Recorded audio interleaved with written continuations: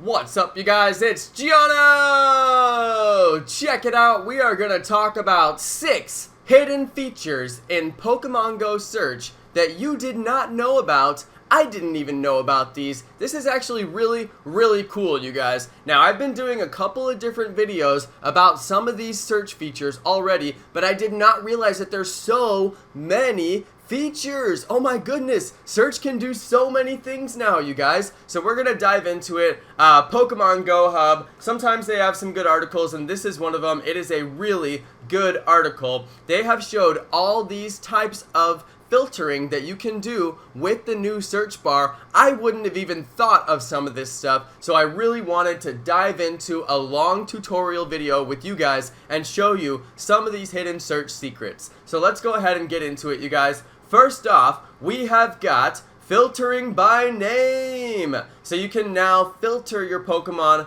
by name. If you have custom names that you give them, you can just type in that name and they will come up to the top of the screen. That's obviously very amazing. We have also got filtering by type. Probably the most requested feature in the entire game, you guys. Probably, like, guaranteed the most requested feature. Sort by type, and now we have it. If you type in fire, it returns all of your fire type Pokemon. You can type fire, ground, and get fire and ground types, just in case you want combined types for some certain type of advantage, alright? So that's really cool.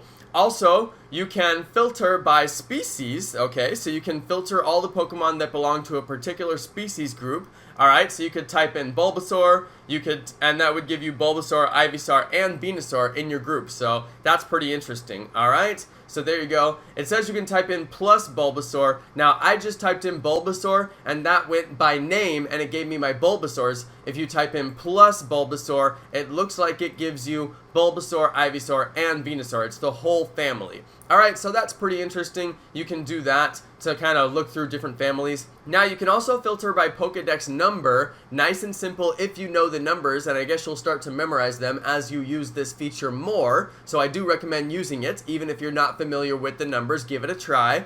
248 for Tyranitar. You're going to want to memorize that one. I forget what it was. It was 147 for Dratini, so 149 for Dragonite then. Alright, and you can also filter by CP and HP. That's pretty awesome, you guys. Sometimes I just want to get those 2700 to 3000 CP Pokemon, and sometimes I need to filter by type. There's different situations where you might do either of those, and they are both supported now. So, getting down to the last couple of tips here, you guys. Tip number 6. Filtering by evolution. I love this one, you guys. It's making my experience grinding so much faster. You just type in the word evolve, and it will show every Pokemon you can evolve at that moment. The only thing is, you might be 1 or 2 candies away from doing an evolution, and you wouldn't know it because they won't show up in that list. So you do still have to look through and clear out some Pokemon to make sure you have enough candies. But then, once you get all your Pokemon sorted through and you have all your candies, you can type in evolve, and it will stay there on that list as you evolve all your Pokemon. It's very convenient.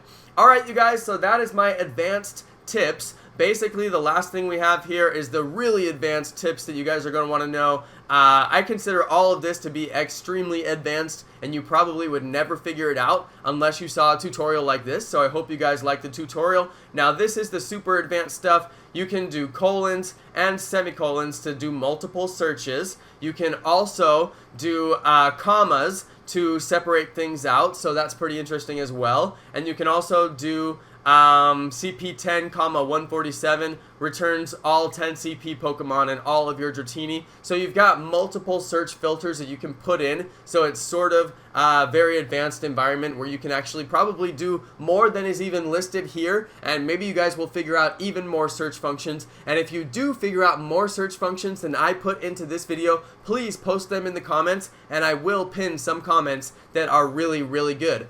Alright, you guys, that's going to be the end of my video. I hope that you guys enjoyed this little instructional video with 6 hidden secrets that you probably didn't know in the Pokemon Go search bar, a brand new feature that just came out in the recent update, and it has not been explored very much, but it's very robust. It's a great feature, so I wanted to explore it just a little bit more, and shout out to Pokemon Go Hub for putting out this great article. Thanks everybody for watching, thanks to all my awesome subscribers, and peace!